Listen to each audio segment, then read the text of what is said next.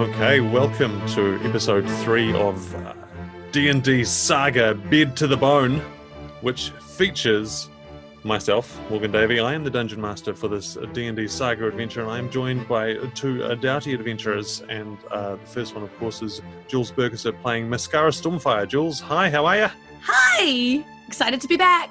Wonderful. And Thom Adams playing Jackwick Gambleson. Tom, hello. Hello, how's it going? Very well, very well.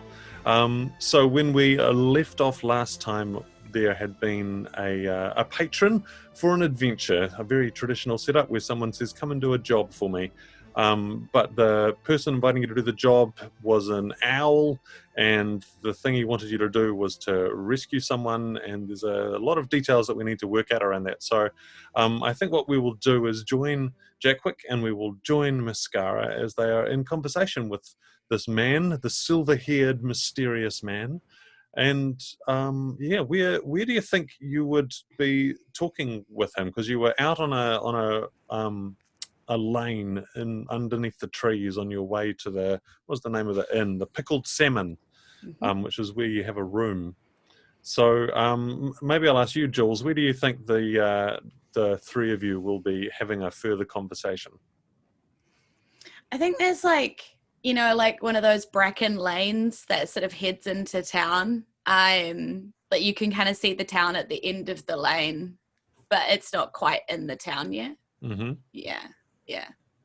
Like there, and just sort of like off into the bracken a little bit, because this thing turned from an owl to the figure we see in front of us. So I'm not sure if they want to be seen doing that, you know? Yeah. Yeah. It's like they were an owl, maybe they're hiding. I think he will be happily walking with you at present. But as you walk, you notice that he is acutely aware of the closeness of community and people and civilization. Even though it's after dark, there are of course going to be people moving about in the town, and you can see him kind of being a little bit more cautious, and the reflected lights of the distant town are visible in his large eyes. Jackwick, what is your demeanor as you're walking along through the bracken lane with these other two?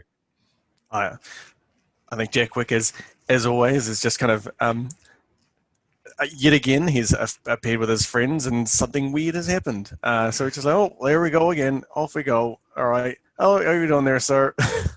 This here, I don't know if you already know, you're an owl, but this here is a lane. We are going, I don't know where, but, how are you? Just making small talk. The man with the silver hair does not do a very good job of making small talk back to Jackwick. And it seems to kind of continually be getting distracted and is not doing a very good job of answering questions whatsoever. It's probably coming to be a little bit frustrating maybe for you, Mascara. In fact, what's one question that you've had trouble getting an answer from him?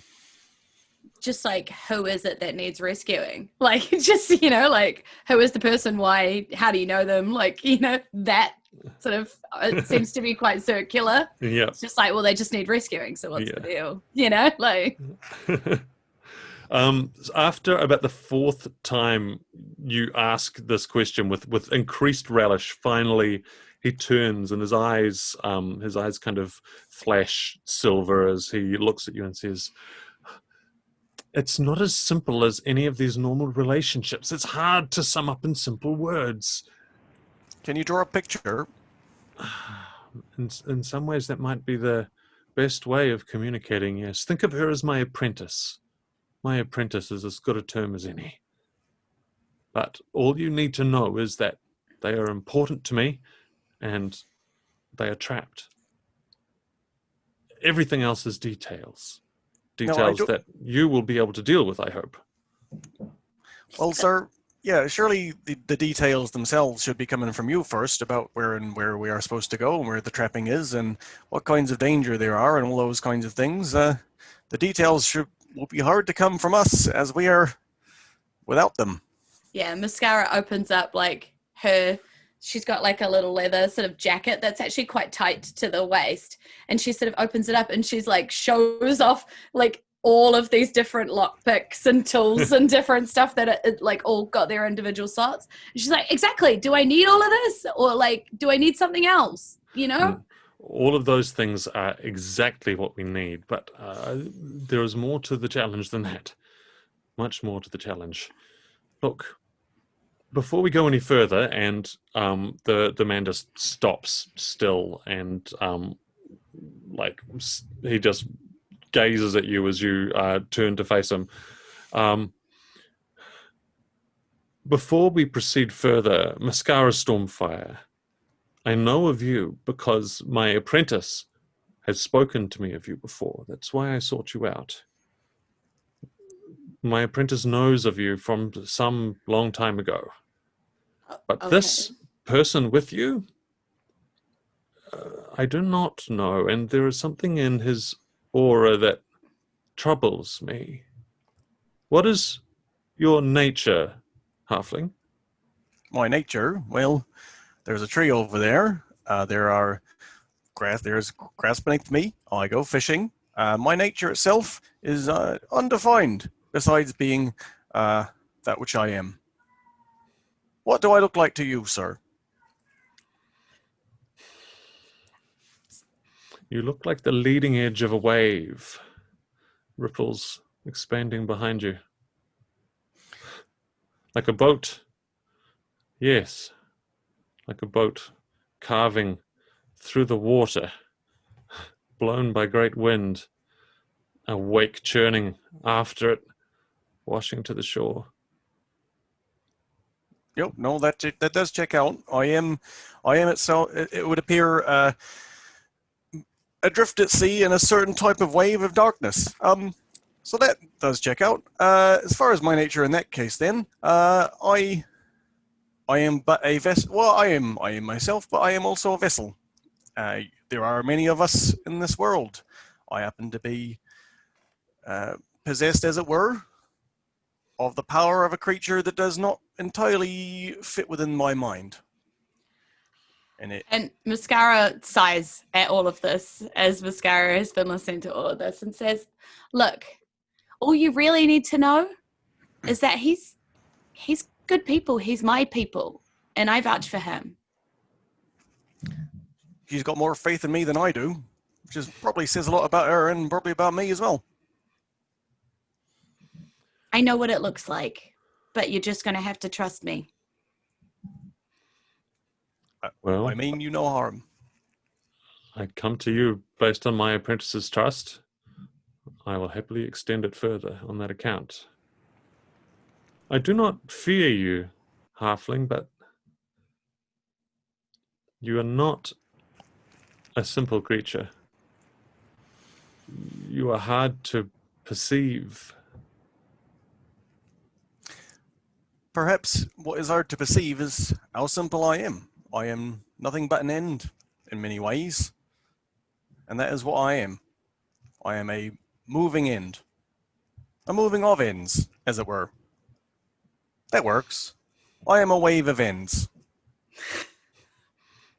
Well, it is good to meet you, Wave of Ends, Gambleson. Son of Gamble, pleased to meet you. Mascara Stormfire. I have been distracted. I know. I will... Perhaps in your chambers, we might sit properly, and I will draw. I will draw for you, and you can see what lies ahead. Okay. So the main question that occurs to me first is, are you coming up or are you flying up? I will see you at your window, and swirls the cloak, and suddenly there's feathers, and this snowy owl turns and starts flying into the sky. So flying up. Could have just said flying up. Really didn't need to make a big drama out of it. He does seem like a fleshy type, doesn't he? A little bit. Not like simple folk like us. Mascara's just sort of like tromp towards the... Jackwick's little feet, a little next to her. Lovely. So back into the pickled salmon. Mrs. Ems, the innkeeper, waves you at you as you come through the common room. Are you hungry, loves? Can I fetch you anything to eat? We'll be down soon, Miss Sims. Just need to get a bit cleaned up. Quite all right, thank you. As you like. And I sort of turn to Jackwick and I'm like, glad he didn't actually come in with us. Really don't want to explain having to bring 2 men into my room. Oh, look, I'm not one to judge, nor is she. I suspect, given the nature of this place, probably that's not the weirdest thing she's seen. Oh, yes, but there's my reputation to think of, you know? What are you thinking about it? That I'd like to have one. You know what? I don't know entirely what you mean, but I'm sure it's important to you, so let's go. And then sort of like during this conversation, like get to the door and open the door and yeah. Nice. Cool. You open the window and the owl comes swooping in and lands on the end of the bed and then spreads its wings and turns, and once again there is the whirl of a cloak and the hair swirling in his wake. And he brushes himself back and straightens himself and says, now, here is the drawing. And he unfolds this long scroll that appeared inside his robe as he came before you. I have been working on this for a good long time since we spoke. Here. And you can see this quite it's a detailed sketch of it's not so much like a top-down map as more an evocative diagram of a landscape, an area. There's a bridge, there's a forest marked out, there are some hills depicted, and atop one of the hills is at the center of the map, the center of attention obviously, is a structure. It's a house, a very, very large, rambling house. The kind of house that you broke into very recently, Mascara. It's kind of along those lines, only times 10 in age as well as size. This enormous rickety construction that seems to have been built on and extended over many generations. And it's kind of depicted in such a strange and haphazard way. It's hard to tell if it's an accurate depiction or like there have been dozens of mistakes made. It's almost hard to know exactly what you're looking at, but you start poring over it. And he says, now there, I believe in this central building, somewhere in this building is where she is restrained, where she is trapped. But she should never have ventured in there. But she did. And now I need help to fetch her out again. Okay, yep, no, cool. But Mascara's like scanning the map and she looks like she's looking for something and she's like, so where's the, you are here on this? Oh, I would need to deliver you to this place. This is many leagues from here. Oh, okay. Mm-hmm. You see, and he kind of points down in one corner. These foothills are beneath the red-tipped mountains. No, I don't even think you know of them. Look, it is far to the northeast. Far to the northeast. Okay. Northumberland? Northumberland. It's quite a bit north of here. Quite a bit north of here, actually. But norther than Fifferland itself, which is south of North Fifferland, which is itself east of Fifferland, which doesn't quite entirely make sense to me, but I don't draw the maps. I merely follow. Well, I don't even follow them, really. Have you been there, Jackwick? I have not. I've heard many stories of the people of Fifferland, North Fifferland, South Fifferland, and what is generally regarded as Under Fifferland. And under Fifferland, where the Fifferland people really do live. culturally rich, but more or less difficult to go to. I heard the further down it is, the better it is. Farfifferland is definitely the best. Farfifferland, top notch. Okay, so so I get it. You're going to have to deliver us. But what are these things here? These things that look like giant mushrooms? Well, giant mushrooms. Yes, that's the mushroom farm.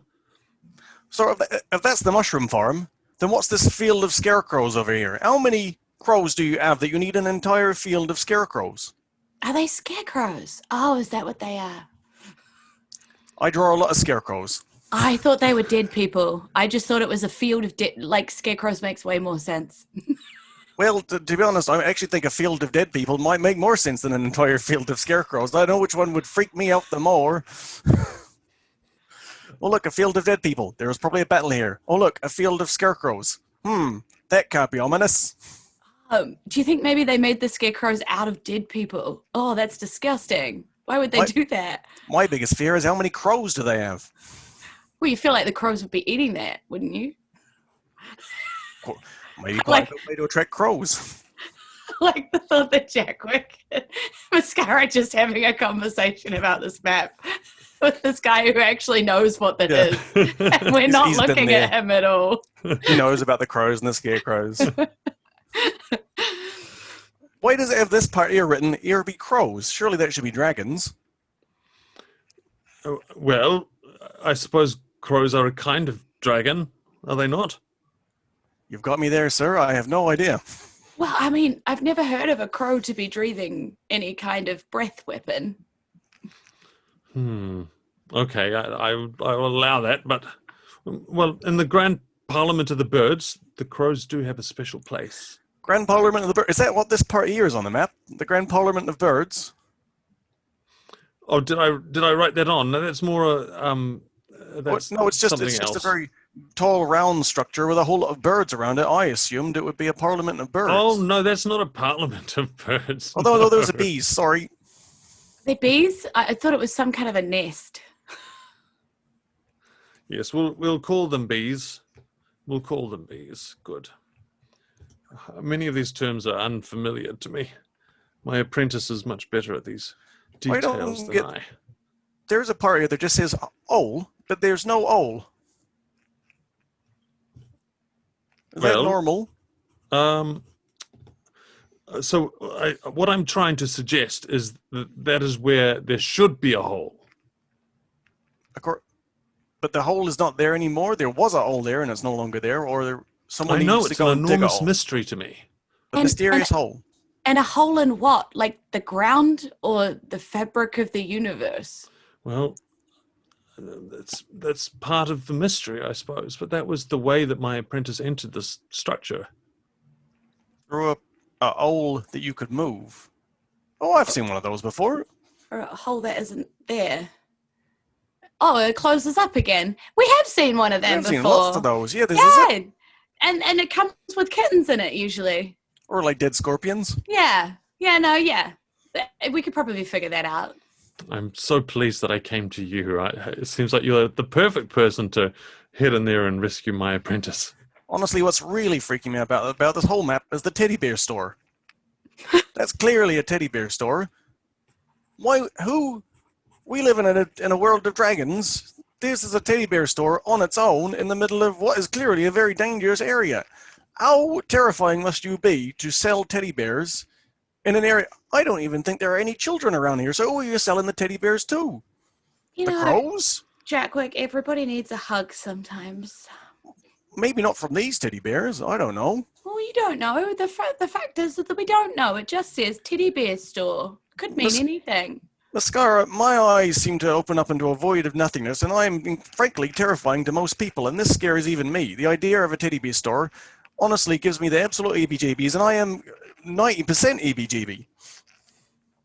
I don't think so. And she sort of fondly pats you on the cheek and then looks back at the map. All right, then. Well, maybe we'll just avoid it, but okay. If you want to go around the teddy bear store, that's fine. We'll go over it or under it, or we won't go through it. Let's go around it. Exactly. I know that my apprentice was very curious about the teddy bear store. It terrifies me. Well, maybe that's a good thing. You know, maybe if you face your nightmares, then maybe you won't be so nightmare-ish to other people. It could be a roundabout thing. So it's decided. You'll go to the teddy bear store.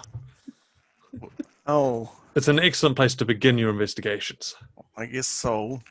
Oh, yes, but you still haven't really solved the problem of if the "We Are Here" button isn't on the map, then how are we getting to the teddy bear store? Oh well, I'll probably be able to deposit you over by this bridge. The bridge is a very good location for me to aim for. So, I mean, no offense, but your wings aren't that large that they could carry the two of us. oh no, I wouldn't dream of carrying you. No, I would take you through its. Birds don't dream. What birds do instead of dream, I can take you through that. They have nightmares. I don't know that I'd call them nightmares exactly. The opposite of dreams. Nothing. The absence of imagination. Being awake. No, none of those are quite right. Just Daydreams. imagine a dream and then imagine like if you took a dream and folded it inside out. Okay, I've done that That. before. Yes. I have lots of those dreams, but it's still a dream for me. Okay. Well, You have the folding dreams too? I just have the falling ones. Oh no, those are much worse. Well, I mean, usually it's because I've fallen off a roof of a building I'm casing. I mean, usually they're a good sign I should hang on.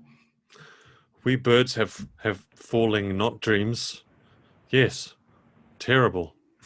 Terrible. It's the worst thing a bird can imagine. The wings stop working and when you're in the air and down you go.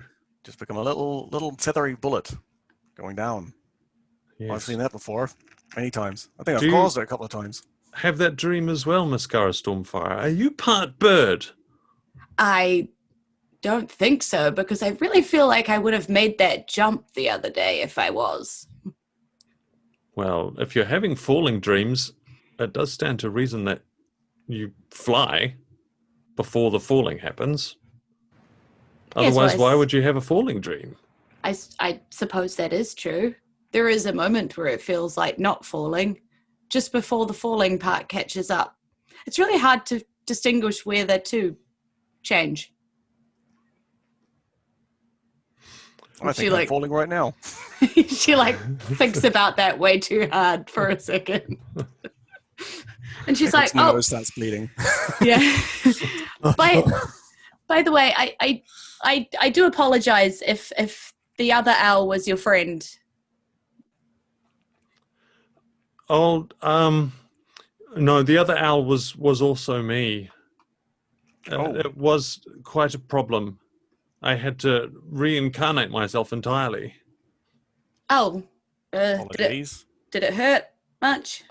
Well, not really. It was ahead of schedule, but that's the nature of things. Our bodies perish, and we need new bodies. That they do. Well, good. So, is this everything that you need? All sorted out? Yes. I mean, if you can deposit us somewhere near the teddy bear store, I guess we can use this map to figure out how to get to the hole that's not a hole from there, right? And I sort of look at Jackwick like, this seems insane and also simple. Like the best things usually are, or the worst things. Can we keep the map? Yes, of course. Yes, I worked on it at great length while transiting. So it's yours. It's yours as a guide on your grand adventure. I really appreciate what you're doing for me. We've just realized we've got no reason. Why are we even doing this? I mean, besides this is a rescue mission, like, who are you? I have no idea any of this stuff. We just kind of said yes, didn't we? Well, my name is Samas, and I am of the bird people, and Okay, I mean, that's good enough for me. Off we Yeah. go. I understand it's traditional to arrange for a reward, and I will arrange for a reward. So, Oh, well, that's kind of enough for me. And I I mean- think I mean, Jackwick, have you even seen bird people before? I haven't. no, I certainly haven't. And I mean, for me, this is reward enough, I suppose. This experience right here with us friends. I mean, who knows what I'm going to find in their house, you know? That's right. But definitely the house, not the teddy bear store. I think we should focus on. Yeah, do you see the size of this house? And she's still staring at it. I can't imagine how you get any consents for any of those extensions, but it must have cost a fortune, so there must be a lot in there. good. Well, it's decided then. I suppose it's time to begin, and you can begin your adventure to rescue my apprentice and kill the master of the house. Well, Thank hold you. on then. Yeah, I'm imagining both of us going like, wait, Oh, murder. Turns turns into an L. Yeah. Just goes out the window, and we're like, wait. Oh, Damn it, Jackwick. Did you hear that before now? I mean, normally the murder just happens by accident. I'm not sure it's supposed to happen intentionally. Well, I never agreed to that. I agreed to a rescue. If I can rescue without a murder, then I will. Very good. And if I can rescue without a murder too, that will be a change. Great. So the owl has flown out the window and left no clear instructions or further information about how it's going to deliver you to this place. You're still in your room. That was my The next map's there. question. He just flies back in. Oh, sorry, guys. Oh, Oh, He's gone. He's well and truly gone. And I imagine there is a period where the two of you just kind of sit and then look out the window, and then it becomes clear he's not coming back. Closes the window, then opens it again and looks out. yeah, Mascara's going, whoo, whoo. Oh. How are we doing this? Whoo. Do we go? No, he said we shouldn't. He said it's the opposite of dreams, so I guess we shouldn't go to sleep. Well, that's what I was wondering. Do we go to sleep? I mean, Let's opposite dream? Do we opposite dream? well, he did say that birds don't dream, but if they did dream, then that would be the thing that they did. So that does seem to say that it would be something they did when they were asleep. So maybe if we do go to sleep, then... As birds? I'm not sure he's thought this through. If... Yeah. I don't know. Jacob goes over and opens a door. Goes, nope, that's not working either. Just closes it. In fact, you open the door, and Mrs. Eames is in the hallway carrying some blankets, and she sees the door open, sees you, and she's like, "Oh, there's a new stew on. It's a real good one. If you want to pop down now, nice and hot. It's the best time for it before it all right gets then. hit up by all the riff-raff locals." Tell him I'll be down soon. Right. Mascara can't think of a reason not to go down. Yeah. You know, it's like, well, I mean, where we're going, maybe they won't have good hot food. I mean, if crows are big and bees attack, I don't know what the bees were doing, but maybe there won't be normal food. So we should have stew. We eat the fungus, I suppose. Well, I mean, it's a mushroom forest, so it does seem to say that mushrooms will be readily available. I quite like mushrooms. Well, I mean, I could go vegetarian for a while. Wouldn't bother me. Good source of protein. Yeah, exactly. Maybe the opposite of dreaming for birds is eating. Maybe we should just go and eat. Maybe that's the opposite of dreaming. Okay. Well, I want to take this map with me, if you don't mind. I'd like to keep it on me. I feel like this could be quite important. And she sort of rolls it up and tucks it in tight, you know? And they go down for stew. Cool. So you go down, you have some lovely stew, and the night wears on, and nothing seems to be like. It's a very weird night that ensues because you have no clear understanding of what you're supposed to do, and this feeling that you might get pulled into an adventure at any moment and nothing's happening, and everyone around you is normal, and the jug band are going, and the night passes, and you go back up to retire to your rooms, and you're quite tired because you were fighting a devil earlier today. There's been a lot going on, and just eventually collapse into bed and drift off to sleep. And the night passes, and you dream. What do you dream about? What do you dream about, Mascara? I think I'm dreaming about an owl that grows legs and comes out from underneath the bed, and you ride it, and because I've mixed things in my head, and then it grows devil's horns and tries to take my friends away from me, and then flies off into a forest full of mushrooms. I've got a mix of all of this stuff going on in my brain. I'm still a little worried about the monster under the bed and amongst all of this. Wonderful. So yeah. Jackwick, what do you dream about?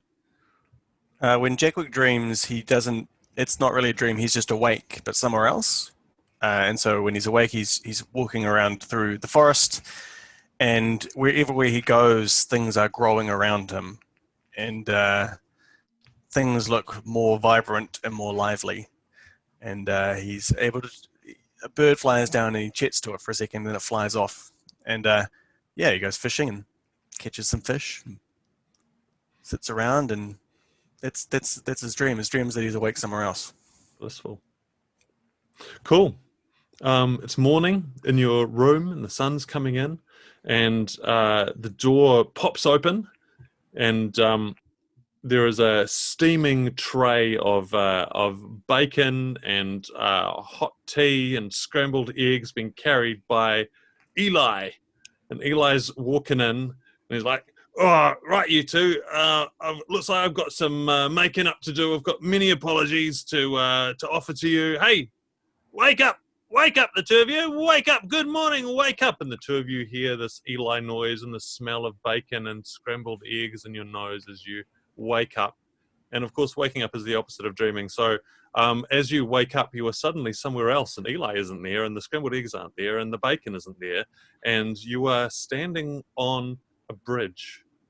And on the bridge, there are a couple of snowy white feathers that are circling you and landing by your feet. One of them doesn't go by your feet. It goes off the side of the bridge and down and down and down, because this bridge is very high. The illustration on the map didn't make clear just how deep the gorge below is, with a river running far, far below. Old stonework around you, stretching across from one side of this gorge to the other. And you stand there. It's overcast. It's hard to tell what time of day it is. It's hard to tell what direction you're facing, where is north and where is south, but you can see this hilly environment that you saw from the map.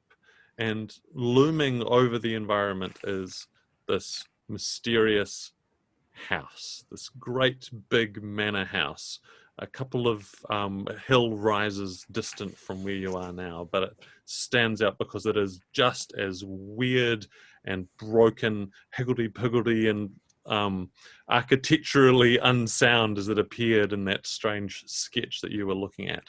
But yeah, this is where you are. Well, that was easy. Good thing we woke up at the same time, I guess. Did you smell eggs? Because I thought I smelled eggs. I smelled bacon, and I was really looking forward to it. It's just rude, isn't it? You know? That happens to me more times than I like to admit. The amount of times I've woken up with the smell of bacon and no bacon, it's like I'm being cursed to have no bacon. Okay. It's yeah. Okay. And Mascara's just kind of like walking gingerly out over this, bridge. Mhm. She's like, well, I mean, it worked, right? We're here. So she's like sort of tapping with a foot before she steps, because she's, rogue trained. It's in her Yeah. instincts to like check for traps and, just check the solidity of the ground before you step on it. Nice. And Jackwick kind of, because he's a bit lighter than most anyway, he's never really been that worried about these kinds of things. So he just kind of like looks at her for a while and then just kind of starts stepping out next to her. The bridges sound, and it's very nicely made, and it looks reasonably well maintained as well. That someone has come through and made sure the moss doesn't grow too big in the corners and cracks don't go unfilled for too many seasons. It's a kind of a beautiful space, I would say. There's something uncanny about the whole environment, especially as you can look over, and it's hard to tell if that's a field of scarecrows or just are they weird bushes from this distance. It's hard to tell, but it does look a bit strange. There's all of these strange elements around you, but the bridge just feels like you're in an environment that someone has cared for and cared about for a long time. And that, at least, is probably reassuring. What's maybe less reassuring is the figures appearing at the end of the bridge. Shaggy, humanoid dog-type beings with sharp teeth, hunched over, curled with big shoulders, blocking off the end of the bridge. And one of them leans forward and extends its mouth and growls as loud as it can, the growl echoing through the gorge. It blocks your path. What do you do? Hi, the owl centers. You two wake up as well. There is another growl, and it takes a step onto the bridge, flexing its arms and claws. So Mascara turns around to Jackwick and is like, I don't think this one's a talking one. No, does seem more like a kind of animal thing. I mean, it's sad when you just have to hit it straight away, isn't it? And Mascara's like pulling out her like hand crossbow and like notching it, like Bolton. Like, she's like, I didn't even get to like meet it or know what it's called or anything. And I just, like it just feels kind of, ugh, you know what I'm saying? It starts running towards you, and the one next to it starts running towards you, and with murderous hunger leaking out of their ferocious jaws, they bear down upon you. Jackwick goes, I don't know. Sometimes I quite like the simplicity. And his face starts to kind of develop those shadows and weird patterns, and his hands start to kind of twist space. Nice. Yeah. Yes. And all right. Well, let's push through, and we'll do a little bit of this engagement, and then we will call it for the episode. So we'll do. We won't worry about initiative. We'll just let the two of you take your first actions as these things are charging towards you. What do you do? Oh, I'm firing my hand crossbow. Yeah, nice. 100%. I don't have any real dice. Where are all my dice? They're in this. All right, well, while you dig up your dice, Jackwick's going to fire his two Eldritch Blasts at them. Yeah. One each. Okay. And so the first one is going to be... Oops, just pull up that. The first one is going to be... Oops. A 2, so that's not going to hit at all. The next one is going to be a... that'll be a 17. 17 is enough to hit. Your second Eldritch Blast takes this lead one, clips him on the ears. And that will blast it back 10 feet, and it will take... 3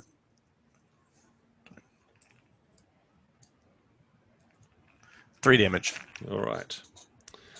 And I did a 24 to hit, doing 9 damage. Excellent. And then I duck sort of like close to the shadows of the bridge, so I can kind of try and get bonuses from shadow. Nice. There's not really much in the way of hiding opportunities here. You're quite exposed, so you won't be able to garner any bonuses. But those two strikes together against this lead one, it lets out a yelp and kind of regains its footing and continues to run towards you. The one that was further back is now in the lead, bounding closer and closer. You can act again. They're not with you yet. What are you going to do? Jackwick's going to hold up his hand and go, hold on, just give us a moment. And he's going to cast Hypnotic Pattern. Ooh, okay. Which is, it's going to be, so they need to make a Wisdom saving throw. Mm-hmm.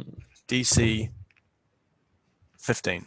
And what might happen if both of them fail that saving throw? Both of them fail it, that they see a strange pattern of, there's those four-dimensional kind of squares that kind of will keep falling into themselves, and basically as that sits in front of them, they are charmed for the duration of the spell. Right. So they're incapacitated, they get a speed of 0. They just really like the pretty lights. So these two slavering beasts bounding towards you, jaws askew, tongues dragging, drool flying.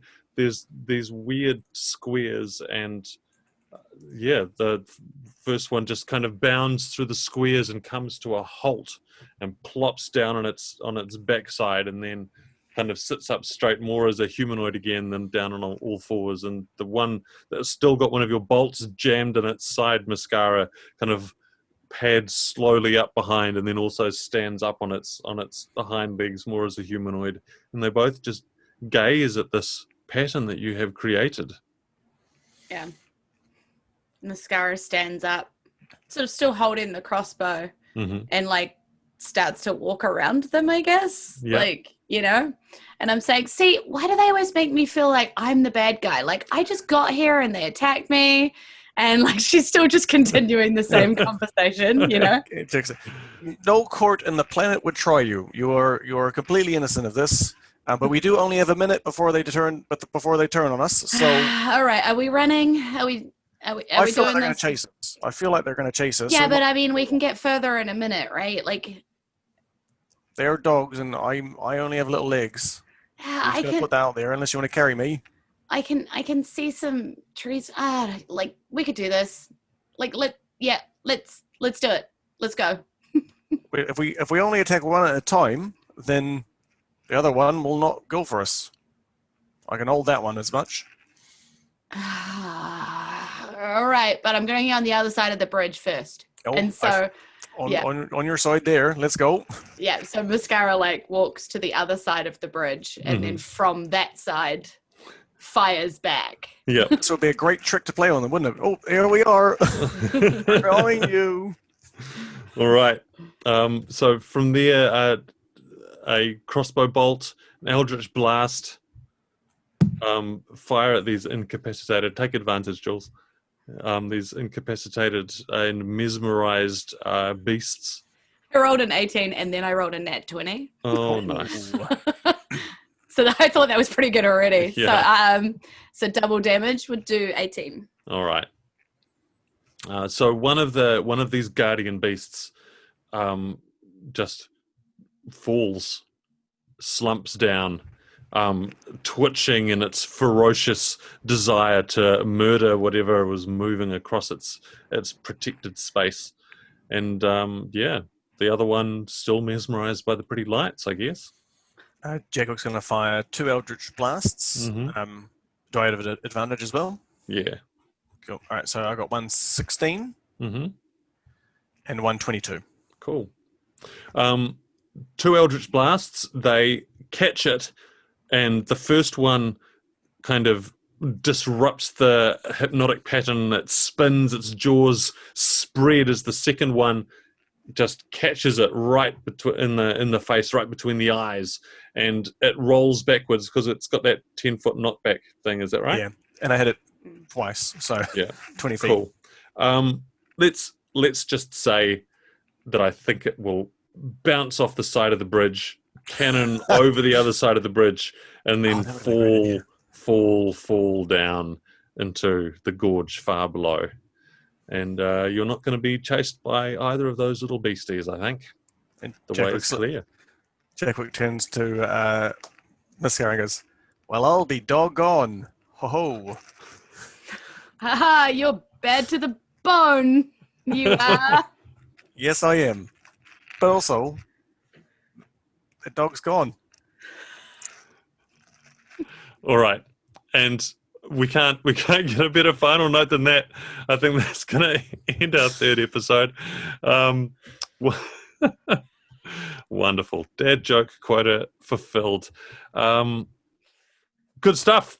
Well, there will be more of this, obviously, as the investigation into teddy bears and bees and other such excitement awaits. So for now, Julz, thank you very much. And Thom, thank you very much. And Thank farewell you. to you both. Yeah. Goodbye. See you next time. All right. Yo. See you later. Diceratops presents a podcast. D&D live on stage, interviews, news, other games, and romantic advice from Randy Dwarf. Get it all at diceratops.nz.